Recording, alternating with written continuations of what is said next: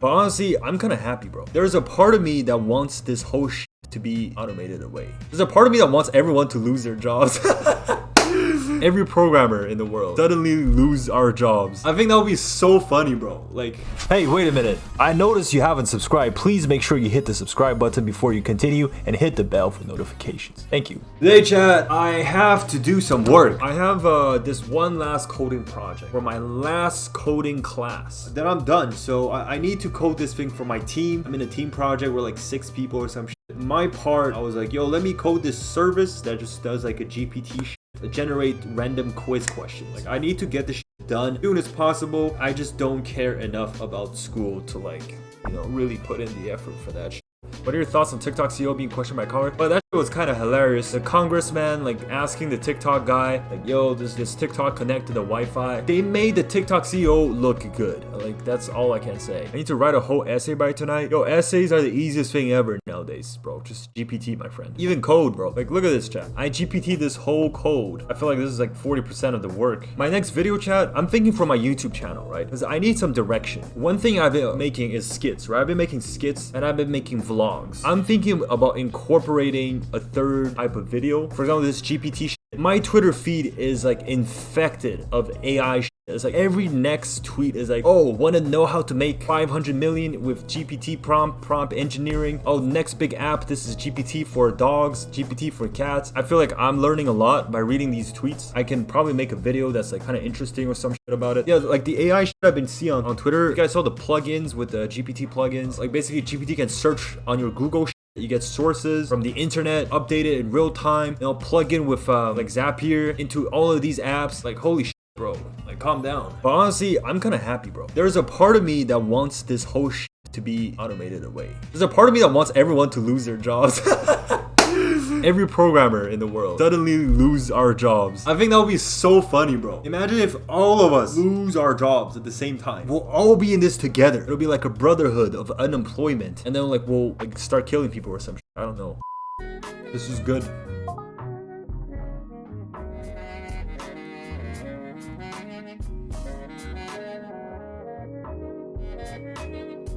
Thank you for pointing that out. PG water, what the f is that? What happened was, I saw XQC do it. Look, I'm gonna find it. How do I obtain a hot girlfriend? Look! How do I obtain a hot girlfriend? How do I get a hot girlfriend? See? I wasn't doing this to find a girl. I saw XQC do it, so I was like, let me test it out as well. I wasn't trying to find...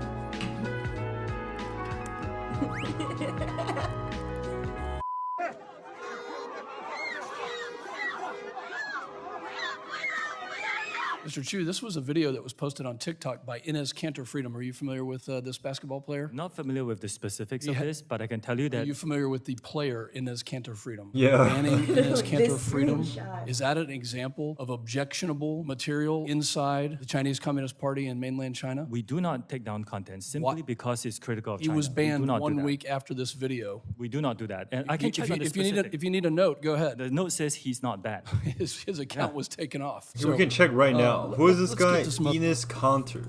Enes Conter TikTok. Is this guy?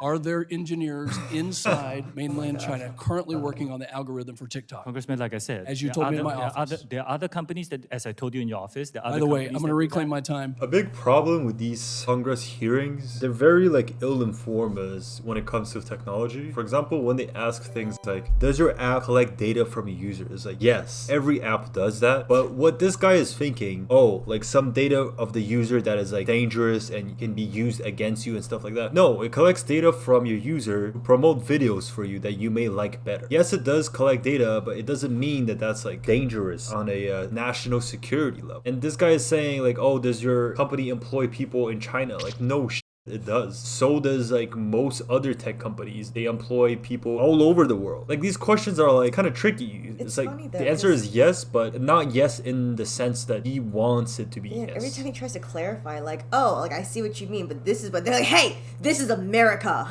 Yeah, it's like they don't want the clarification. Mr. Chu, I'm an information technology professional, been doing it for the most of my life. You've been evasive in many of your answers. I want to talk to you in some language that maybe you'll better understand, ones and zeros. What is shocking to me is the shared source code between TikTok in the United States and the CCP center Douyin. The Citizen Labs report says that many of the functions and classes were identical and that the differences in behavior between TikTok in the United States and Douyin in China are slight changes in hard-coded values. Incredibly, specific censorship parameters from Douyin are present in TikTok, but just turned off. So while Citizen Lab may have been afraid to say the obvious conclusion, Mr. Chu, I am not. TikTok's source code is riddled with backdoors and CCP censorship devices. Here's the truth. In a million lines of code, the smallest shift from a 0 to a 1 on just one of thousands of versions of TikTok on the market will unlock explicit CCP censorship and access to American data. Mr. Chu, as CEO of TikTok, why have you not directed your engineers to change? Basically what he's saying is, he's basically mentioning the concept of like feature flags. So let's say you have like a bunch of variables in your code base, and he's basically saying a lot of these variables are for like Chinese government censorship, but they're turned off, right? They're like knobs that are turned off right now, but they're still there. And he's saying, why are they still there? At any moment, you guys can just turn it on and all of these knobs will be on for the app. Congressman, thank you for the question. Have you directed them to change the source code? Like what we are offering and my fourth commitment? Have you directed them to change that source code? Congressman, if you give me a bit of time to just No, explain. I don't.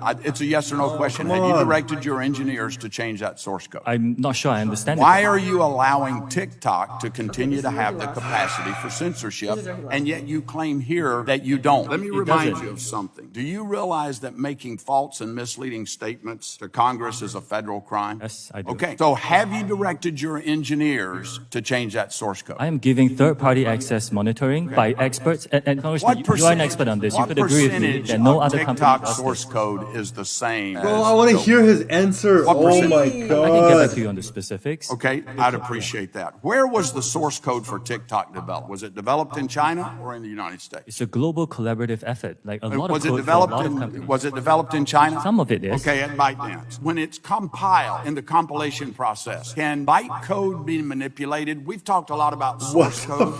What about the bytecode, the ones and zeros that actually execute on the device? Can To it give be you comfort, manipulated? Yes. Congressman, to give you comfort, that's why we're giving third-party monitors. As an expert, I think you can agree that very few companies I've got the offer to do this. report here by Citizen Lab. I want to read you something from Ron Deaver. Specifically, in your written testimony to Congress, you stated on page 9, Citizen Lab found that there was no overt data transmission by TikTok to the Chinese government and that TikTok did not contact any servers within China. You implied that Citizen Lab exonerated TikTok from any information sharing with China. Well, the director of Citizen Lab saw this and issued a statement correcting the record yesterday. And I'm quoting Ron Deaver, the director of the lab. I am disappointed that TikTok executives continue citing the Citizen Lab's research in their statements to government as somehow exculpatory. I've called them out on this in the past, and it's unfortunate that I have to do it again. Okay, so TikTok isn't made in Java. You can have bytecode in other programming languages like Python as well. Okay, so bytecode, what's bytecode? When you have your code, right, you compile it so you can run it. It first compiles into an intermediate format, which is called bytecode for some programming languages like Java or Python. And then this intermediary language is compiling to your like machine zeros and ones so your machine can understand it and run the actual program, right? He's asking, can the bytecode be changed? Yes, theoretically, you can like add